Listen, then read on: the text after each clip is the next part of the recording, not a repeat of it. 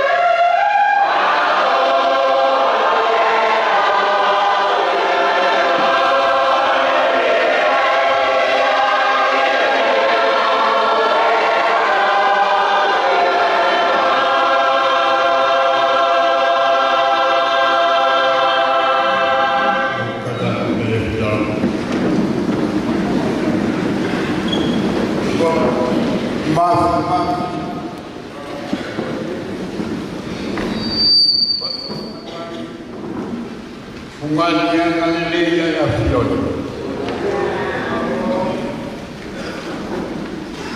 Papa Bumau pare masih wadi Yebetulah Okulong pataka pagalang Yang menyayang ini menjadi naik kala Mafale au Koi kolo taku hakolo Tanah presiden Kau masih mantu apa kau yang koi predis kagato mau hemang malu pada ni hono kapoko lawa mau kapita yo tua eleo ai pere que mo ui que fuati mau pentok ni mau mana ka kai malam mau tokanga ke tolo ni hamo mo hanga peta Kau mau kau belau, mau lau pe, dah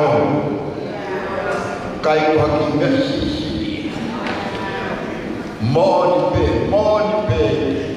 ai fana kuai, yo aku mana kuai saya mau pita, kau ni, opot yo mau loto mah, dah mau lomai mau takut. Mau kau kita beliau tua, papa kita bukan pengai maman, tak bawa, bawa itu malu, lelaki itu kawan dimakan ini, melampari air sesi negara, apa yang mau naik, bawa itu malu, kata kita di pada mata pulih. Pali mau boleh jadi kemas mata peka makan berisika gantung kemas kain kalau ini kepuluh kalam mau panganak kiai lama lima oh ini yang mantu ibu mayo ibu mau loto lah biar tak puluh mau yang mau patung jangan oh aku pilih menoi mau ya eu dua kali lah apa hati hati lawan loto mali yang konversi kata kama foto lalu berdua hangai pemain oh pemain kali kau tiap kau betul lalu balon pokoknya kali ini kau tahu wapa sih kalau itu kalau mau kamu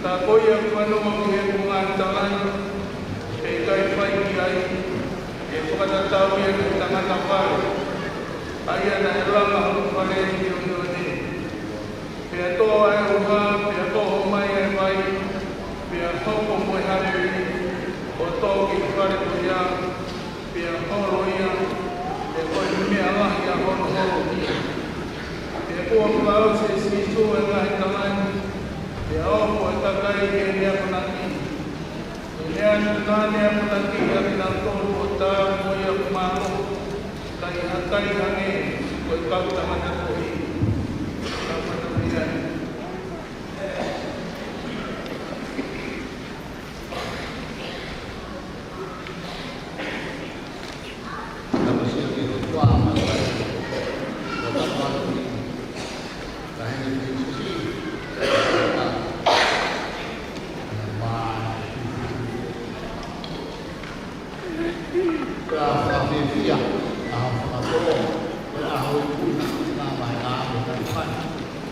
Fai kemarin ko ini may katangian tamang dinis tao paham naman tao. Ako mo ito ay to kami hatulong video na ulama. Fai kemarin to ay hatulong mo ilo ang inang ulama. Pas-pas dia akan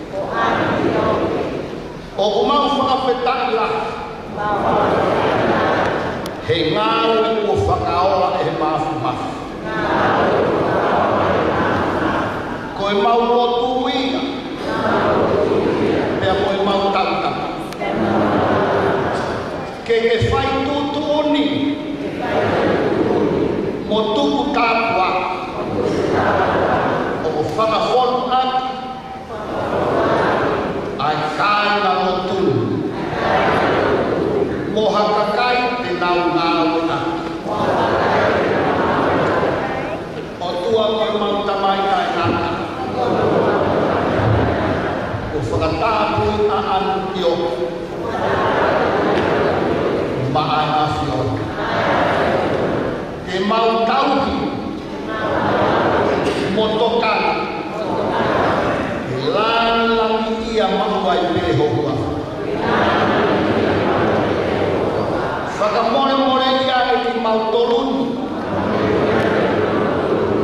tauanaha. Ka ke alo ofa o tāi e mau tauna. Ka takia e mau whanonga. Ki e he wani o ke tala ofa. Uwhanga he tātā maonga. O sisu Christ o mau whangalau. Amen.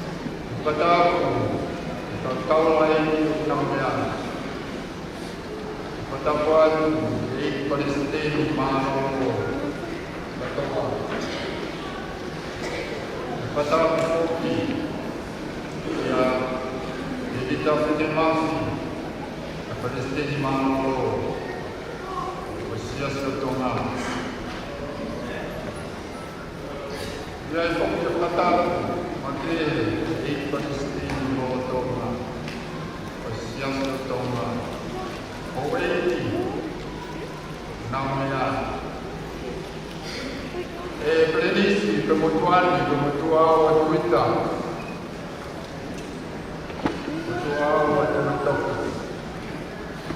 Jadi apa yang kita tak siasi kau tahu apa?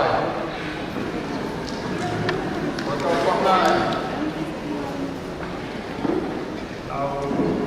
Itu dia awak ni dalam tengah-tengah Palestin ni. Apa tahu ini? Kota lima ini tengah-tengah Palestin ni. Apa tahu? Mesti tahu. Nak tuahan, kata-kata ini bukan sosial berdosa dan berdosa. Apa yang tahu apa? Kalau apa itu yang benar pasti dia. Yo boleh tahu itu uang yang kita mahal. Kalau mereka ini, kalau apa nak buat? Apa yang berubah? Supaya tahu, supaya tahu apa sebab dan kemudian dia apa lagi apa yang berlaku. Oh ya, masalah ini berjenis bermatu atau kemuan dan kemudian. Aku tahu apa? Saya Palestin itu betul anak bantah, betul dia betul betul muhaan. Satu contoh ni yang berjalan. Betul Palestin itu betul orang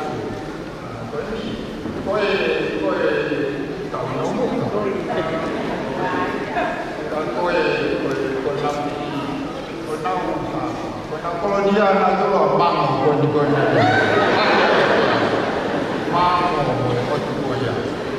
Kau pergi, kau nak apa? Nak apa ni? Kau mengawe, kau yang hidup. Saya lupa apa.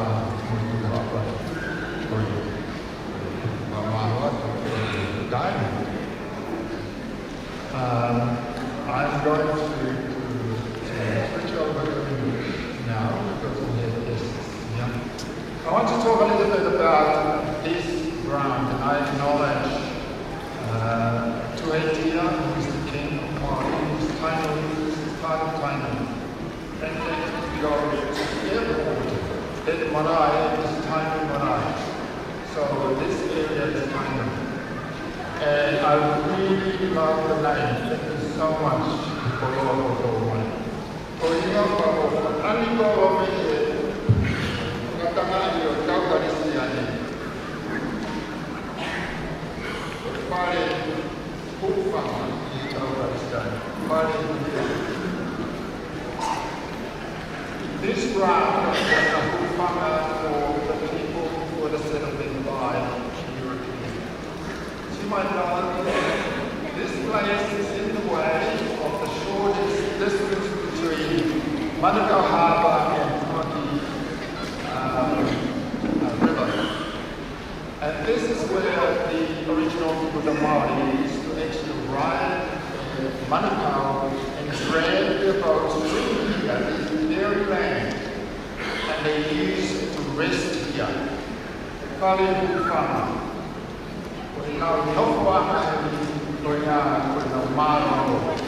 And this area was called Manele.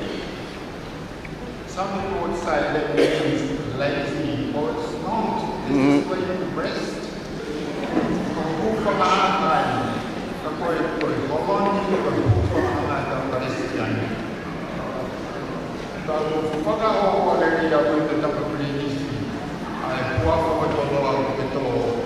Historia ini, tapi bermakui berkuah dan banyak tulisan tentang upaya kebangsaan hukuman atau upaya bangsa Manukau di laut Kolosi kita mati upaya malam itu. And this area, a little bit of history before the settlement by Europeans of New Zealand. This area was owned by Tainui and Tamaki Makaurau, the chief of this area here. And Tamaki Makaurau means Manakoa. Aia ko tamaki, perfeito Manakoa ko minako ni maho. Pagka uya, na uya ko magere. Paghawa ko kayo maroro, may pwede nga kasi magdogo. Tako maroro, paghupahan ay pituli. Pagka paimay ay tawag kami ito move here, they found this place here as the place of rest for Hupaman. Tako Kahuafa, Dama, ay pituli, pagpalihupamay ka Palestinian. 1838, a missionary arrived in New Zealand. He was sent to food industry, which is part of Waihau and the Waikato. There was a war that started there by Te Wakalo. He was a chief of those areas, and he ransacked those churches, and those missionaries ran away to Tauranga. And then he arrived in Tauranga, and those missionaries actually took off from Tauranga and then down to Maraetai. And the name of this particular person that owned this land was William Thomas Fairview. Then he poured up Maraetai, Papakura, Howard, by himself, so he owned it. 1840, when the Treaty of Waitangi was signed, the government was not sure about the way it was being acquired this land. Can you imagine? Papakura, Maraetai, and Howard was all owned by this missionary. About 16 square kilometers that he owned. After the treaty in 1840, the government was not sure about the next man which bought all the cities. So they took away Howard, Papakura, and Maraetai from this missionary. And in exchange, they gave this missionary person this area, right from Mount Richard up north down up to Buckland Street. All these areas belong to these missionaries. And then in time, he actually sold this land where we are actually sitting to a family that migrated from England, and their name was Nichols. And they were one of the early business families in this country. And their business was building stones. That company actually went bankrupt in 1997. That's how long it lasted, 1800s to 1997. So the reason why the government is very sensitive about this place here because of the history before settlement by the European and the history of this place after it was given to the Nichols. And the last Nichols actually owned the house, and that's why we can't really look at the house. Because the last Nichols died in this house behind us. So it's protected. 1984, President Cyril Ramaphosa arrived. And he looked over and the president this was like a lake. But it hadn't rained for a long time, therefore it looked very attractive. So the elders were on board this land here. And behold, after a few months it started to rain. And this place was full. There was an English law actually to forbid anybody from interfering from the natural flow of the water. And this was a gathering place. This property was a gathering place all around in the neighborhood. That was the first problem we had. We couldn't build here. But in time, we worked very, very hard. That shit was built as a result of that. In 1987, I think it was open. It cost around about $200,000 within all the labor. As you might know that the history of this war has been with the millions. So thank you for your comprehension. So that's a little bit of history about this place, about the importance of this land that we country to Maori Christianity. So, as I said before I sit down, the name is very fitting for the Hannes was such a gift that actually resonates with the history of this land and will find my Tandoha Pai, Promi Mufanga Mai, Kunuani, Kakuna Woman was in the area, took for a hollow way. I hope for a man, I am going to overlap with Montoro,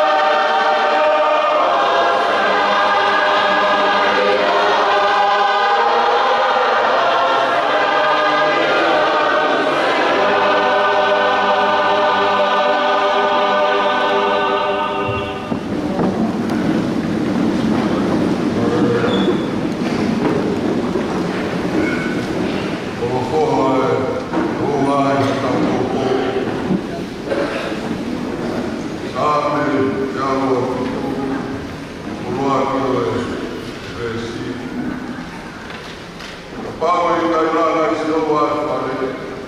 O tai au na ngā na tōru na rana. Pau i kai tau e silo wa ai tōru. O tai au ai ā tamatari. Soni o rua, mati wa i fitu, e si ua wha. Oia o te whanau ki e kutawani, ia whai ki ai. Whakatatau ia e tangata poto. Na lana hana whare i a kumama. Oe, kawei, o tau koroa, e o mātari me whakamuta. Oe horoi, Anteo, o horoi, o whakahua, o Anteo.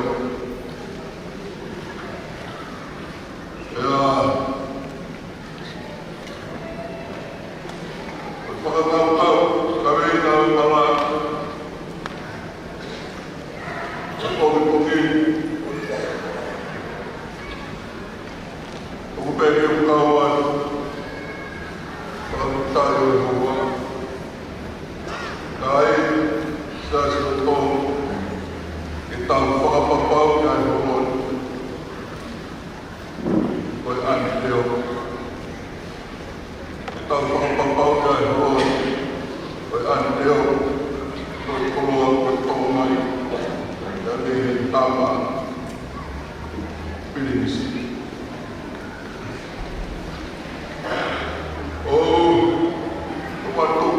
Patau teo tō māpu. Tō tātou e rau, ramani e māmanu i ukune whai na tau whakatoa. Tātou pēr moe, tahina Princess Karawi. Sinai tātau, e matamuana whanakawakingana waka. Tātou pēr moe, tāma Pirinisi. Tau whahala mana ngā Tau wā suka prinsesi.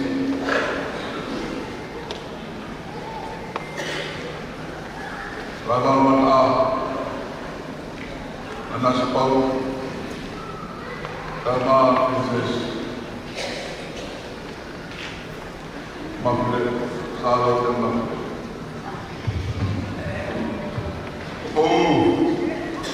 Rakoroa na muruai. Ia mo kore ki hukonai, tala kakari, o i kore mata kore. Koe langa o hoi, nei kai koe mea whai. Ko langa aka i tau e hoko fu, ono tau toro i mai, koe ngai winga keke, tai tau ke whiu, e ngā i te mau ki whakakakara, e council. Tai a hoi, o kakakara,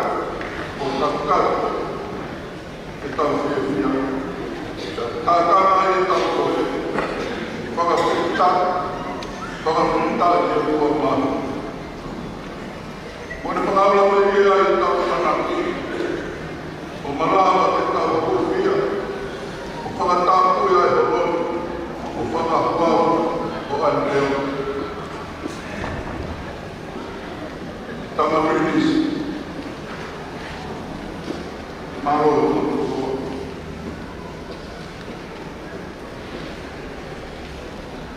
Tau mo e whakainahi. Panau ia sias o Anteo ke, me e whakatanga o tau karistia. Nā hoko ia whipuna au, ke whare hoki whana ki ai, a ngāro, a kau ngāro a misna. E nā hoki whātia ki e tau senda. A e sisu whana. E mā puke puke au, a whare hoki whana. Karistian berdoa awe bagaimana dengan tolu umi bukan nama itu kemampuan itu mereka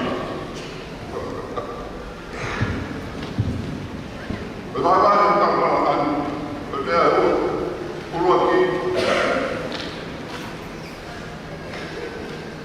berdoa Kalau tua, kalau kita bukan yang uang tahu benar,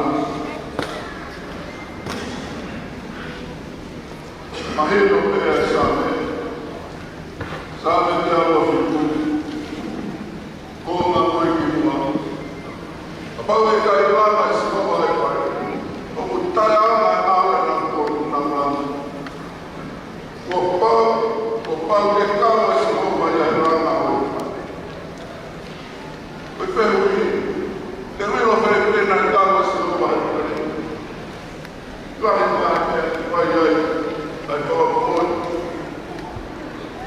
Tá tudo bem meu olho aqui como assim. Nada tua. Doutor vai para o que canto. Agora não está mais. Tá ficando por ele. Se acertou. Nama no, sio baia, malolo, pada kita semua, boleh apa? Angin boleh apa ya itu, angin boleh lah ya itu kata,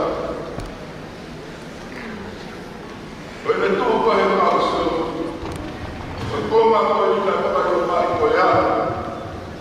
Tapi apa yang pun berputar pada kita. Itu yang ini rasa kita. Kalau orang lain di Palestin, kalau siapa menang kehidupan, tak boleh nak rakyat itu.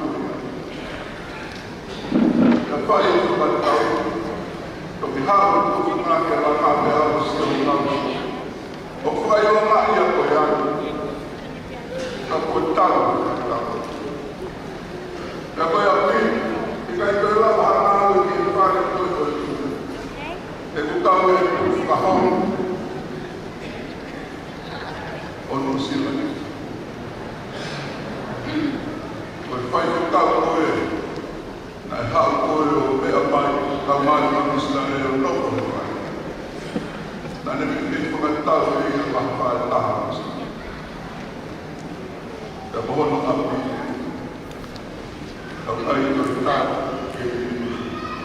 naya simpi nanti buat tuan yang kami sebut pada dan tambah aku panggil pada yang saya ini betul kau pakai yang daripada kalau apa yang dia betul ni mahu betul ni mahu fortuna orangnya daripada tu mereka no kaya Aquí Pepe atau Nafaya.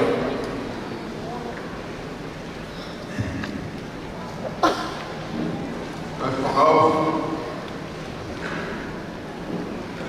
Natonosi tak ada. Todo apa? Bagi fahau selama.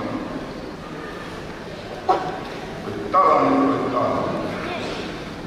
Mahal kalau hati aku berepon, tu jorong makin buku.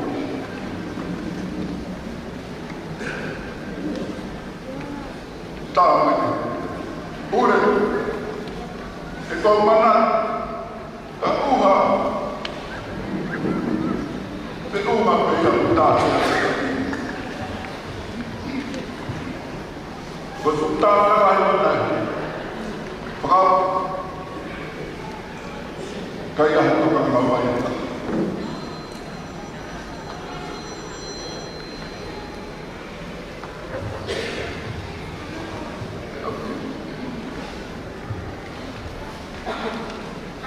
malu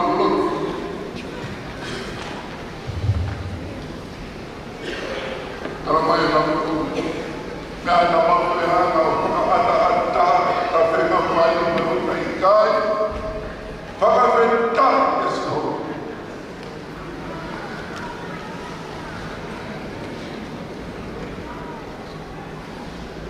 Papai kai kawas yo kaka. Tai ta kai prea mane. Oh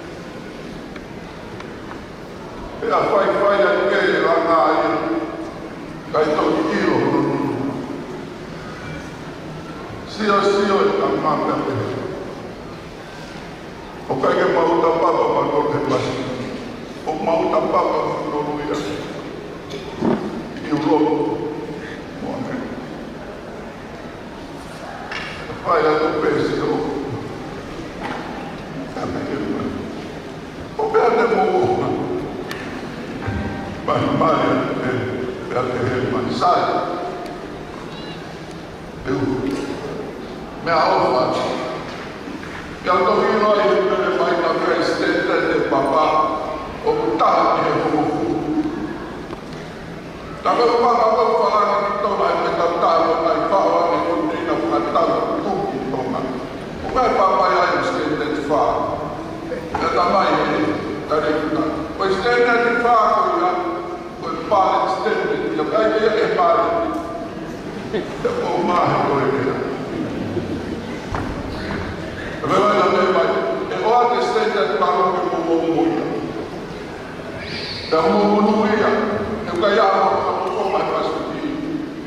Kita terlihat tahu mau. Dan itu sekali. Presiden yang menolak. Al-Papa Tuan Bapa. Kau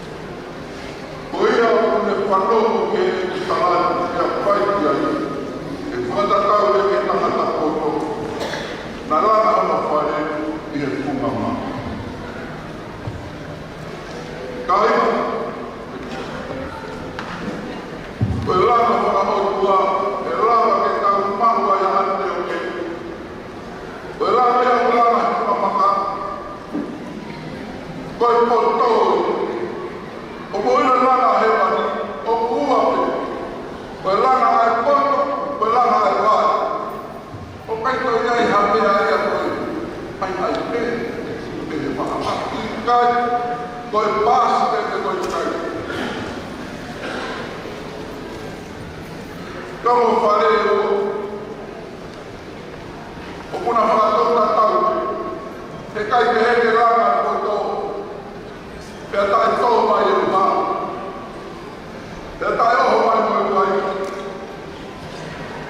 pe ha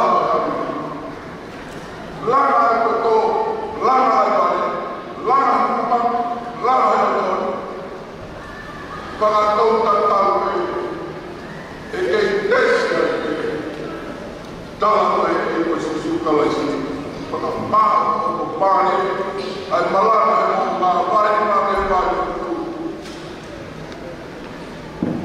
o na e ta ha wa tai hawa vai, tai hawa fa, tau me hou e se se mata tau mo. I kai, siasi mai tai siasi, ko pau e tau me mea o hopo mai.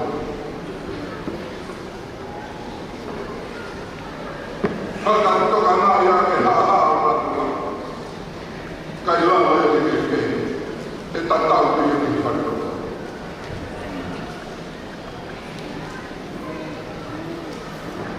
Ako yung anak ko yung kailan.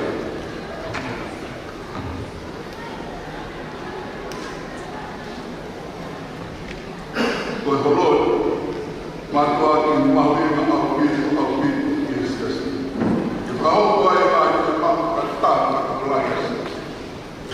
Holod, kaya nga itang yan. Lumalo. Jangan ada hubungan di bawah rumah, orang tahu.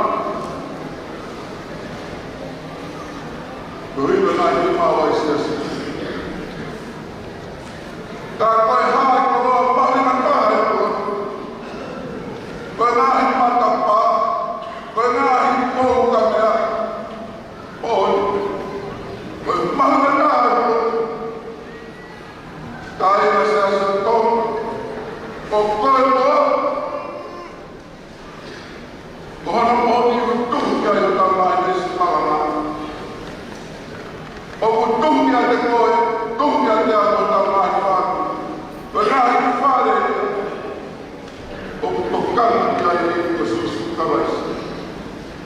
Bapak pura semua terlama berfaham.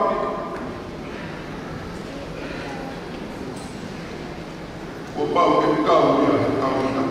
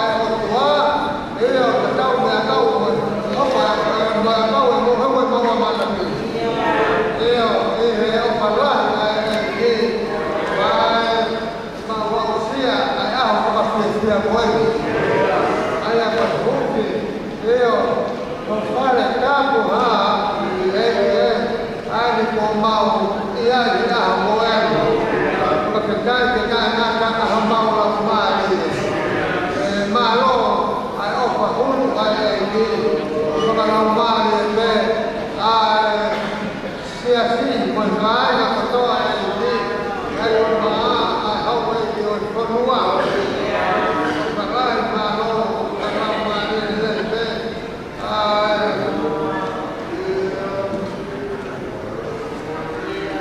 Ramal berkisah kafarau mandau dia pakai kafalah ya Tuhan rumah baru kafalah ya lagi kalau balik lagi bina tolu pokok memang ya Tuhan kalau fahul lagi iyo kalau kafa lagi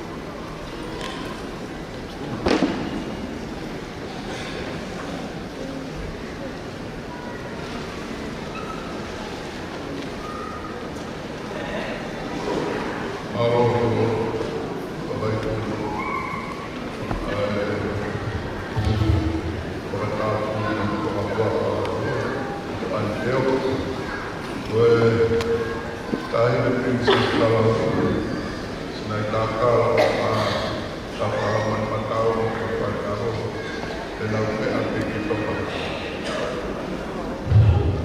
aku tu pemain kita dan aku pemain malam untuk kata kurang dan tahu ngawe orang itu tahu dan apa yang ke kamar dan tahu bahwa ini penelitian ini dan dia proyek dalam pemahaman dan mahu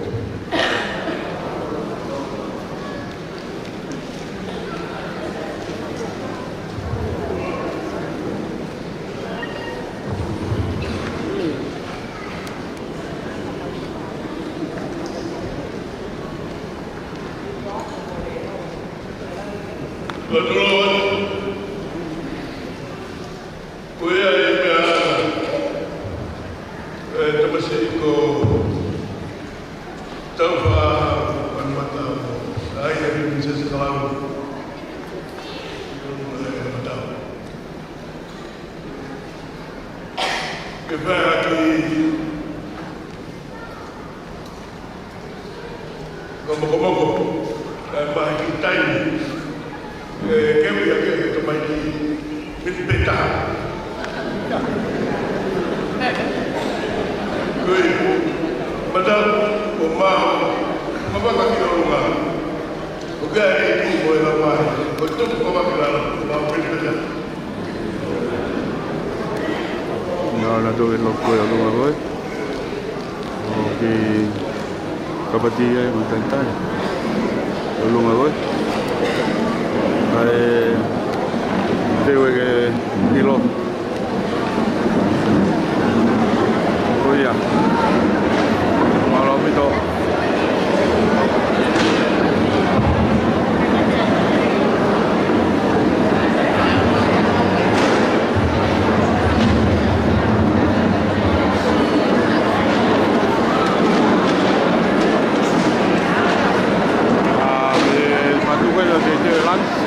de rumah que te utilizé aku pihak ay prinsesi moe supe ke rumah de lo que na te aku kapatien malolo tan de lunch aku pulang itu